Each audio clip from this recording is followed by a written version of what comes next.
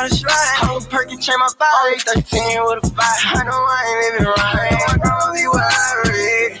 Damn, I didn't keep it been hurting. I'll be okay. Just give me slowly. New days, some new pain. I know it'll never be the same. No, taught me about the street, but they said Just can't had a pay no. homie told me close the back door. Had to trap me and phone them had bullets on the floor. And feeling like I let my daddy down, was supposed to buy a Porsche. Swear to God, it made my day when phone them tell me that we scored. Came a long way. Phone them used to trap.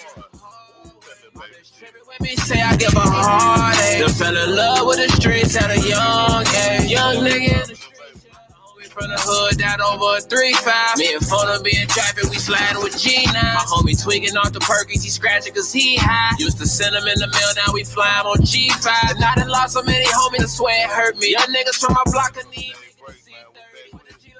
Feds made that nigga scream mercy. Whack a nigga broad day for what he did to my homie. I ain't no killer for the ones I love, won't hesitate. Came from the church, you gotta get it to make a break. And get on my knees, pray to God, I gotta say a grace. Just look at me in the eyes, you can see the pain. Right around my brother slide. I was perky, change my vibe. 13 with a 5. I know I ain't living right. I'm gonna be worried.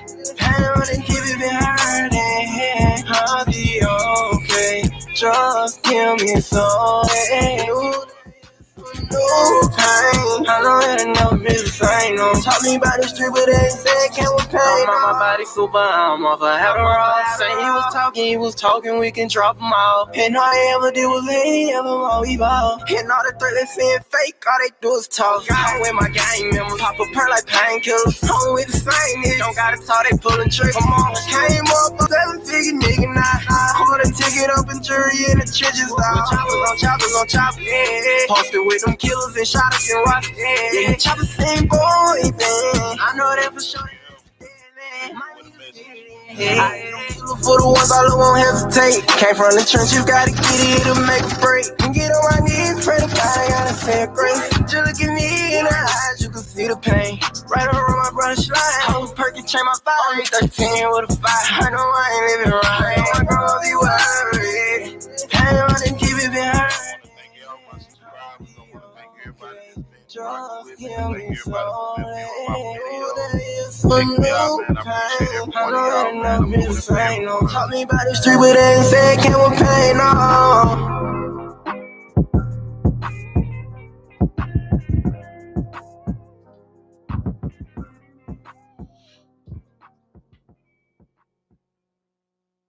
You are an incredible mother. You are.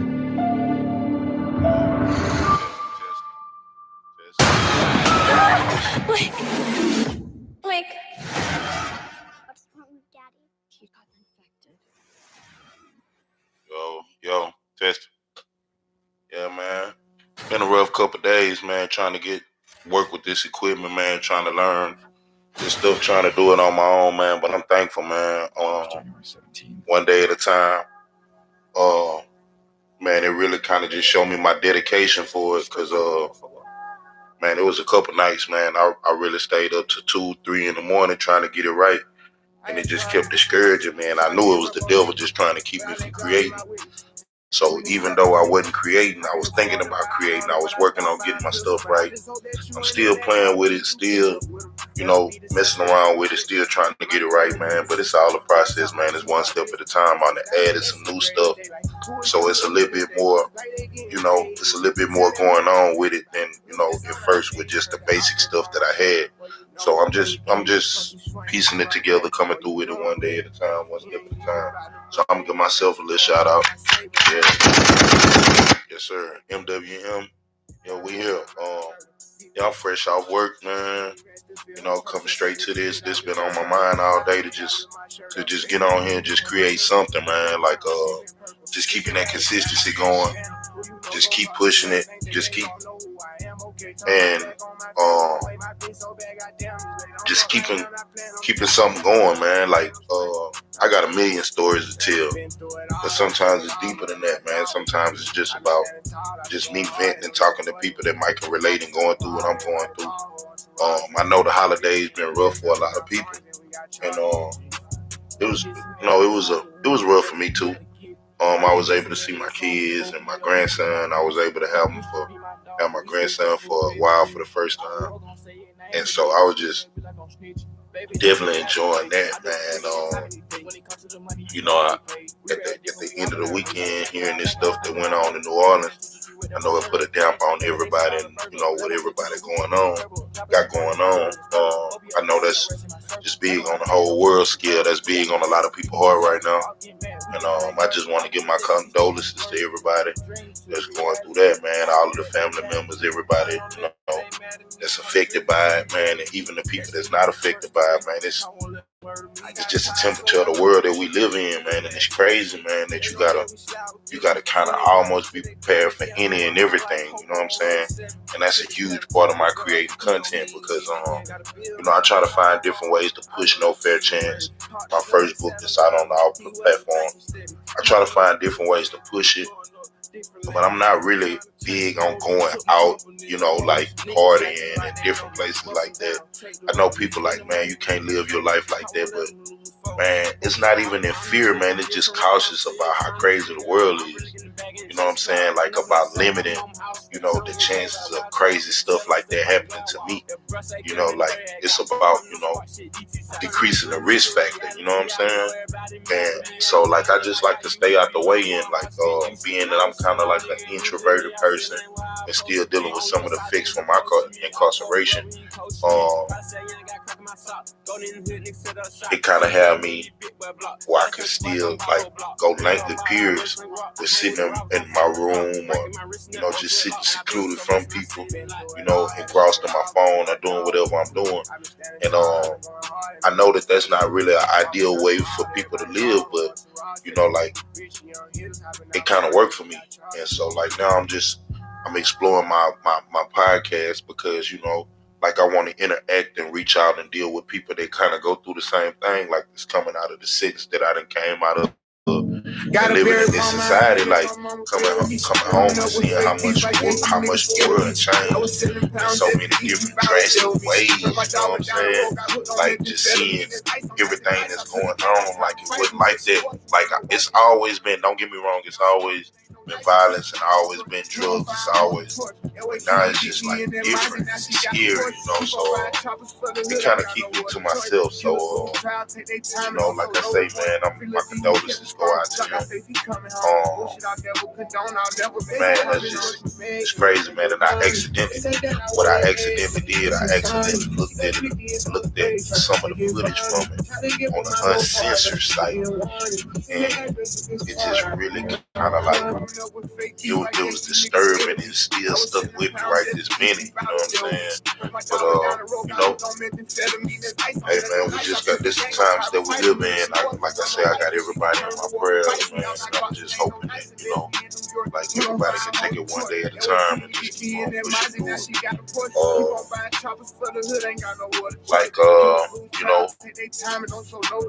Coming to the climax of the holidays, one of the things that I wanted to touch on,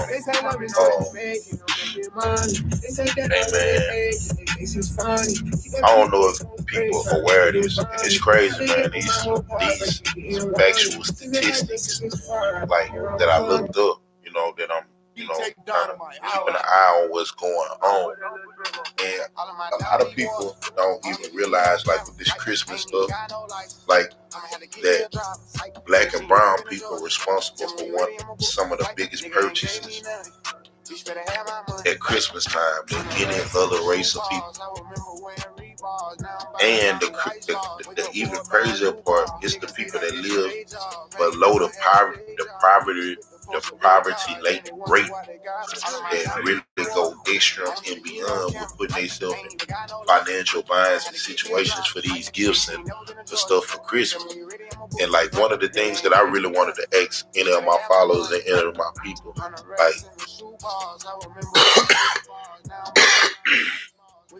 like do y'all understand the association with December the 25th and anything spiritual? Like, is there anybody that's aware? Like, what does Christmas mean to y'all? What does the date December the 25th mean to y'all? Because the crazy fact of the Bible is that Jesus wasn't actually born in December. He wasn't born in the winter months. So his birthday could not have been December the 25th. This is a fact about the Bible. So, like, and to even go further, you know, people associate Christmas with the birth of Christ and, you know, different stuff like that. And I understand that people have their beliefs or what they believe, you know. But if you look at the Bible, if you read the Bible from front to back, you won't see nothing that says anything about Santa Claus. This is a fictitious character that was created and passed down to people to believe. And it's crazy like that, you know, like people celebrate this day and this person without really actually doing the research on who Saint Nick really was, on who Santa Claus really was. Same as with Easter. You know, people associate Easter with a rabbit. And it's crazy, like it's you know, and it's the temperature of awareness, you know, like it's a lot. And so like the Christmas, I did participate with my children, and I did go above and beyond what I had, you know, to get them gifts and different things like that. But hey man, I was doing looking up some stuff, and like, because I prepare myself to come on here for these videos. I do research and I do different things to make sure that what I'm talking about is facts. And it's crazy that these children, these people, that you know, the children and the people that's participating in Christmas, the parents, we put ourselves in these financial binds, and we do all of this, and we go above and beyond to do what we do all year long. And what it turns into is stress on the adults, stress on the children for what you could do, for what you couldn't do. You know, the kids that was able to have, the kids that wasn't able to have. You know, like the parents, like we just can turn Christmas into this grand spectacle, and we just make it all about money, all about the gifts, all about what they want, all about what they say they want, all about what we can't do for them, and we do it. We do it. But the killing part is just the killing part. We don't even know why we do it.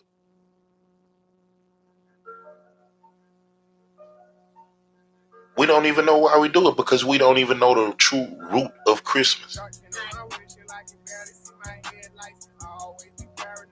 We got this day that's been created for us to exchange gifts and, you know, to show joy and happiness. But most people saying that, like, you got a lot of people now that's doing traditional Christmas was games and, you know, just family fun. And they saying that the children have a better recollection of those times than they have with the gifts, and that make a lot of sense to me. Because, I mean, as a child growing up or a person growing up, Christmas become a blur. Like, you got one Christmas, two Christmas, but you think they remember every gift that they got every single year for Christmas? Well, what's the point? What's the point in it? That's my thing. You know, like, so, like, I just want to encourage people to stop putting that much stress on themselves going into, you know, the upcoming holidays in the future. You know, take some of the pressure, take some of the stress off you, man. Because true enough, man, if you can't do it, then a person really, if you can't do it and your kids can't understand well, not even saying that you can't do it, If you just changing the demographic of what it is for appreciation of each other, etc., etc. Like people around you gonna have to really start understanding that to a degree. Everybody might not agree with it, and I definitely understand that. But I just think that we put ourselves in a lot of stressful situations. I know in just my household, like we was just really like kind of depressed about what we couldn't do, you know. But then like it just make you think about all the stuff that you do. These kids they want this stuff for Christmas, and but you look around their room, they got everything that they want. They go wherever they want this all year round. So that was just one of the things that I just want to encourage people to stop doing, man. Stop putting a lot on yourself, man, with that stuff, man. Just keep doing what you're doing throughout the year. You know what I'm saying? Like, hey, man, it's going to be okay, man. Parents, stop ruining your children with that. We got to do better with that because, like, we continuing the scam. And it's only one person that's benefiting it. The merchants. All the people that's selling, they can't wait. They cannot wait to catch all this damn fools flooding in the stores to come. They can't wait. They the only ones that benefit. This is their best time. The people that sell stuff. That's something to think about. So, like, hey, maybe you should think about selling some shit for Christmas. I know that's what I'm doing. Yeah, man. So I just wanted to say that, so shouts out to all the broke ass parents after Christmas, goddamn. Yeah, you probably gonna be broke some more. But it's gonna be okay, man. But hey, the kids don't give a damn about us being broke. As long as we give it to them, they want it.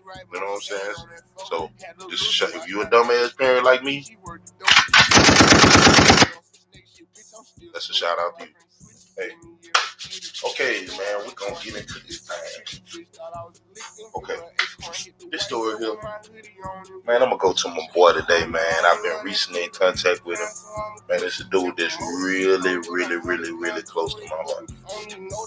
His name is Big Cecil. But for whatever reason, my main man Punkin, well, I ain't gonna say whatever reason, I'm gonna tell the truth. Because it's the podcast where we gotta tell the truth. Man, free Punkin, man. Please, Lord Jesus, free Punkin, dog. First and foremost, free Punkin. So, alright. So we got this dude, Big Cecil. Now we call him Big Cecil. I gotta learn how to do stuff so I can pull stuff up, and at the same time, let me pause my music so I could give y'all an idea. I gotta show y'all who I'm talking about. I gotta give my people, I gotta let them look with me so y'all can see who Big Cecil is. Lord have mercy, this my boy. It's because I gotta be able to show y'all why we call him Debo, So, and when he see this, because I don't know if he watching right now, but Lord, when he see this, he probably gonna be mad because he ain't really into all the attention and stuff like this. But I'm showing him and giving an angle of him because then I did ask his permission before, telling this story. I'm talking about him and I'm giving a visual of him because it's a part of his story and part of what he went through that I know that he went through in prison. And 1 second. We'll find a good one of him that's by himself. I don't want him and none of his family members. Nothing on it. Okay. Oh man, he got shades on a lot. I don't want to put none of his family members on there, so I'm trying to find a picture with him by himself. That one got a shadow. You can't really tell. Okay, this is a good one. This is a good one right here. All right. This guy right here. This is Big Cecil. This is Big Cecil.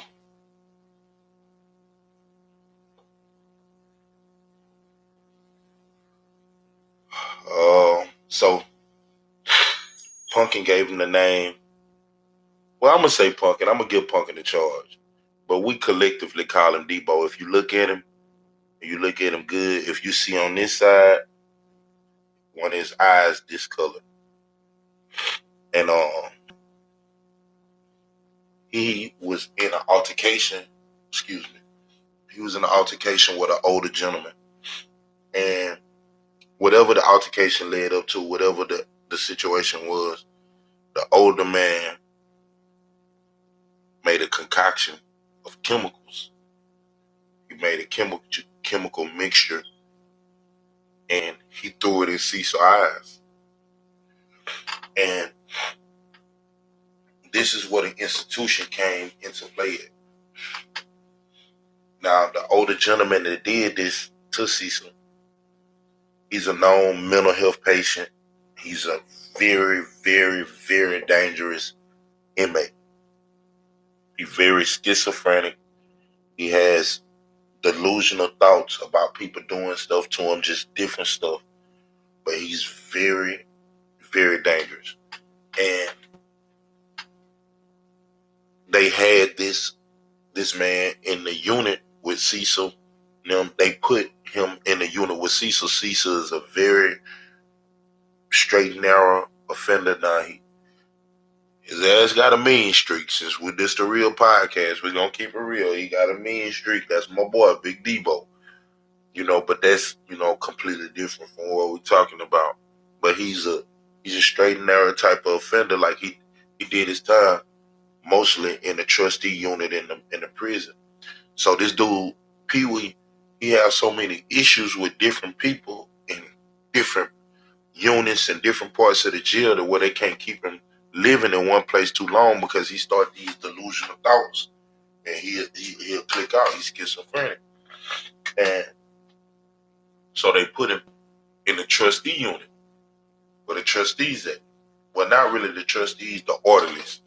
And the orderlies that move around freely, and just so happened that Cecil was in the dorm with him.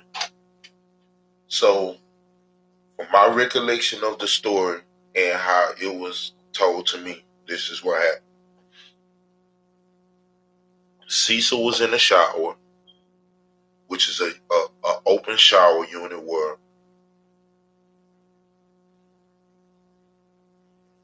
six shower heads, it can shower up to 6 offenders at a time. No offender has the right to shower alone. If they happen to be in there alone, that's something different, but they have no right to shower or demand or command to shower alone. And so Cecil was in the shower, or Cecil was getting in from work. However it led up, they ended in the shower together. And Cecil, not even knowing the way that Pee Wee mind works, Pee Wee in the shower, and his mind just clicked that Cecil was up to something in the shower, that he was washing himself too much or something, like Pee Wee told somebody or whatever it was, it clicked in his head.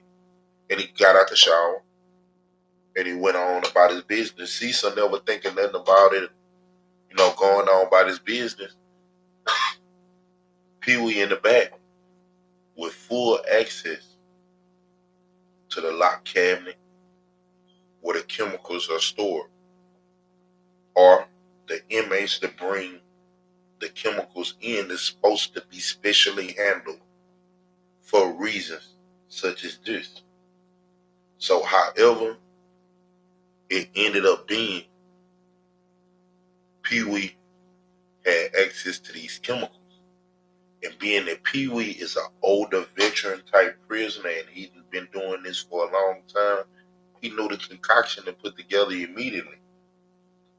And he put this concoction together. And while he putting this concoction together, there's an officer that sits in the unit that watch all the goings on, if not 2 officers that's responsible for watching everything that's going on in this entire unit. And while these guards are guarding the unit, Pee Wee is somewhere making a concoction for Cecil because his mind just didn't click. If I'm not mistaken, he used magic shave, bleach, and some other stuff, and he went to the microwave and he heated it up. Now, anybody that chime in on my stories and watch what's going on, they know fully that when making this concoction, when you put the heat on it, it makes a foul odor. A very foul odor, and you can't miss it. Not only does it make a foul odor, the microwave is maybe a 5 to 7 foot proximity, approximately, from the guard's booth. So not only has Pee Wee found access to these chemicals, not only is he concocting them, he also had to come to the microwave directly in the officer's trainer view, directly right here, to heat this concoction up. So Pee Wee mixed and he stirred and he mixed and he got his concoction exactly the way he wanted it. He went to the microwave. He gave Cecil a nice amount of time to get out of the shower, dry off, do whatever he's doing in his bed, relaxing, listening to his music, his evening going on as such, never knowing that Pee Wee stalking him. Pee Wee standing at the microwave stalking his every move under the watchful eye of the guards. So after making this concoction and getting it to boiling temperatures, to a point where it's boiling, Pee Wee took this concoction out of the microwave in front of the officers and proceeded down the tier. When I say the tier, the range, it's a long corridor and it has beds on each side. And it's maybe 50 feet, maybe 50 yards, maybe a half a football field, maybe give or take.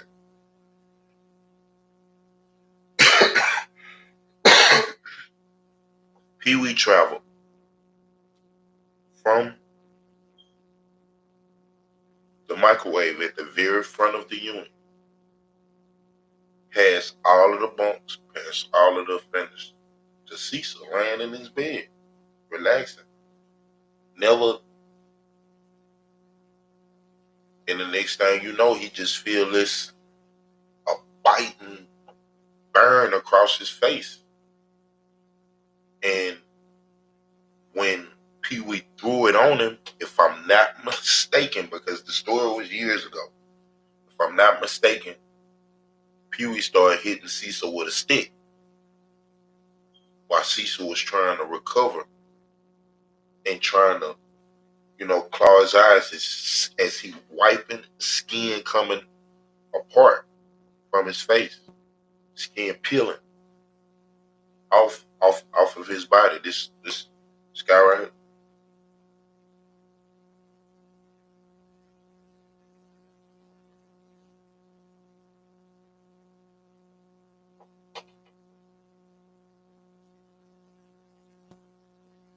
You can still see, even with his eye, I'm trying to get as close as you can. You can see the color in one of his eyes, and you can clearly see the damage in the other one.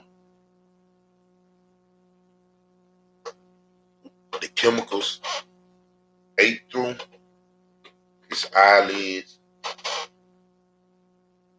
into his eyeball in both eyes, but he was able to save the vision in one.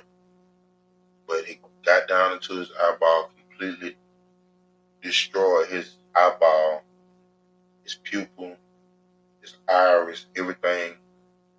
It destroyed the whole thing to a point where it didn't turn blue, green on him.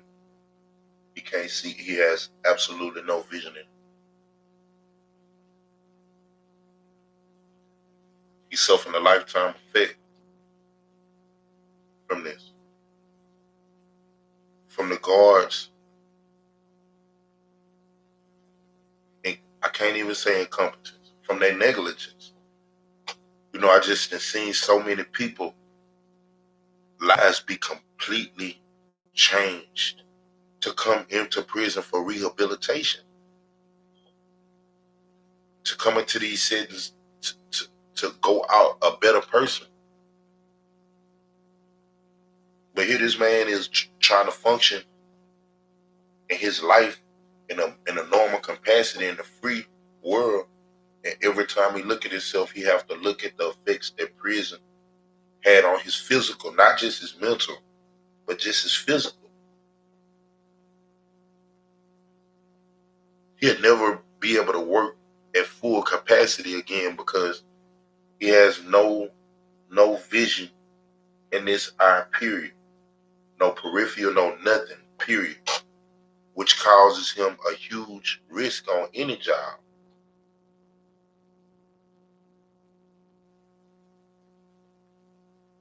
Completely gone. And as he functioning and going about his life and trying to better himself in society now, nobody has reached out to him for aftercare from the trauma of losing his vision and almost losing the complete vision. The state of Louisiana hasn't even gave this man a rightful apology for the negligence that they caused, that could have caused him his life.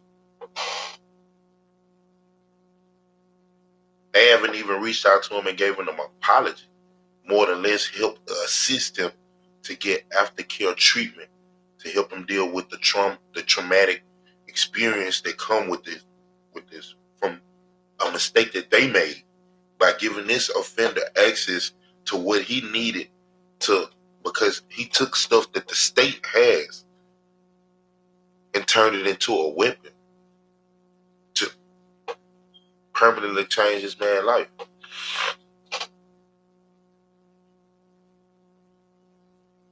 And to them, it's not really a big deal. But I know this guy. And I know what he's trying to function through. And I know it's hard. And I know sometimes, like even now I don't have my glasses on. I can relate because I'm partially blind in my left eye from a traumatic experience that happened to me in prison. That was partially of the negligence of the officers as well in another facility. So I definitely can relate. And that's a story that I tell, on another. So I definitely can relate. So, I just wanted to tell this story and just dedicate this episode to my brother Cecil. And they call him Big Debo. Punkin call him Debo, cause so see, I'm letting you know how Punkin work. So go on get him, you know what I'm saying? But yeah, man, and I tell Cecil's story because Cecil, my brother in the struggle. When I talk about people like Cecil, Punkin, Callie, it's a few more, man. Like at the prison that we was at, it's the prison that's associated closely with, not associated with David Duke. They from the same area. The prison is in the same area that David Duke is from, and it's a very,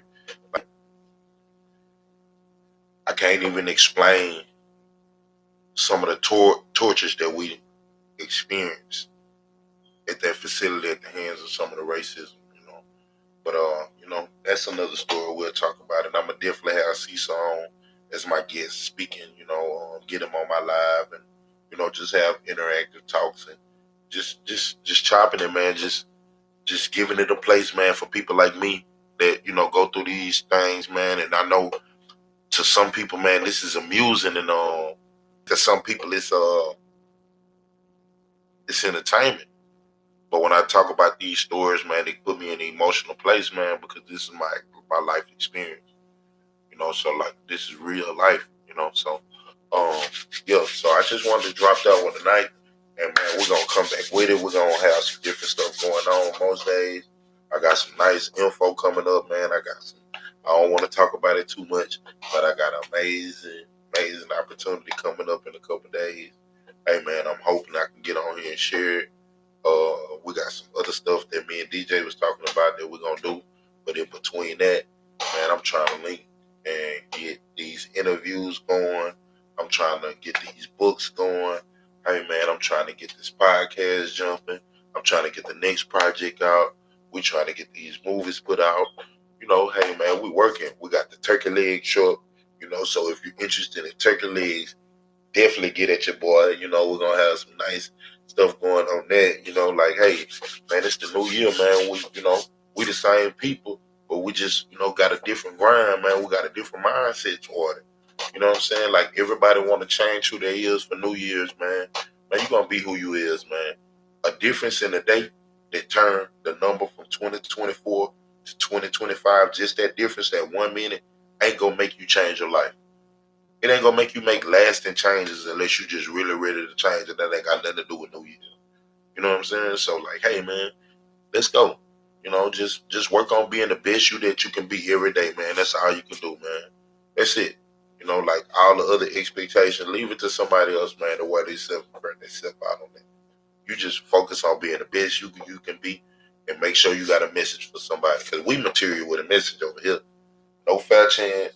Hold up, man. No fair chance. Yes, sir. No fair chance. We definitely in the build on. Yes, ma'am. Yes, ma'am, sir. Hey, man, who that is cheering for Zoe? They say they happy to see Zoe? What? Oh, all right. What is it? Thank y'all, everybody. Appreciate it. See all my audience out here standing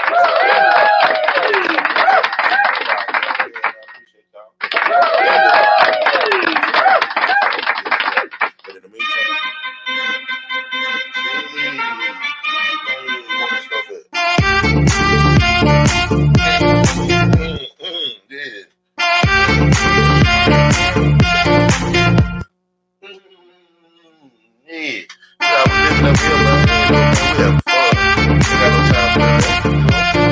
hey, bro, we came in on this, baby. That's what we're going out on. We're going to see what we got, man, because this album is hard.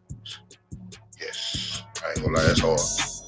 I only listen to like 2 songs on it. DJ told me to get on it right now. See what we got. See can I find one to take us out.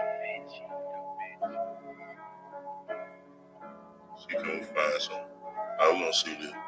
Let's see can we go out with this one. I go crazy every one time that Maybach drive. I supposed to be sitting in the back, you know I like to drive. Ain't gon' lie, the last one make me mad, I damn near wanna slide. Anytime that they play one of mine, they gon' know every line. Go watch swag, I'm like big bitches, Southwest see them and they prime. You got bitches who didn't get a penny, speaking on a dime. This little bitch that said she do with me and this her last time. Got a hold of chicks who love to take their great advice.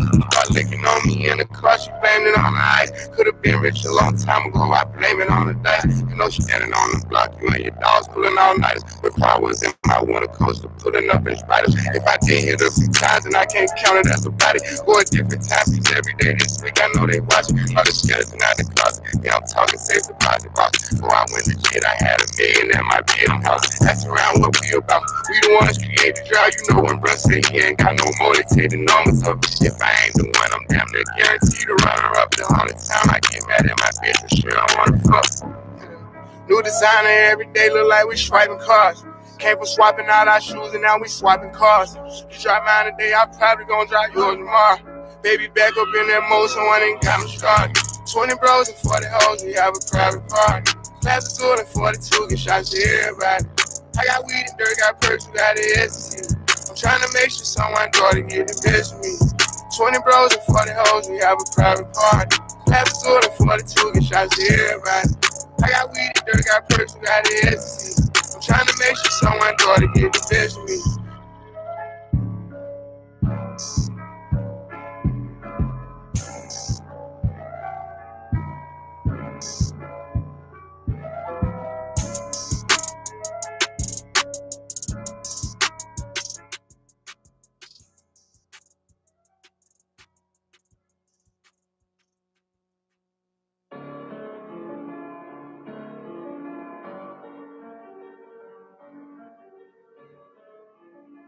Try to stay with it for you. Up, my bad.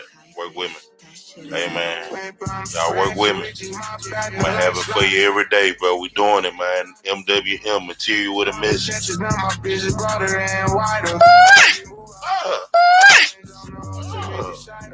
Shout out to the spotlight, my journey being a fighter. I guess I'm lying, shining, but my spirit's a survivor. Living in a world with trust and red like precious diamond.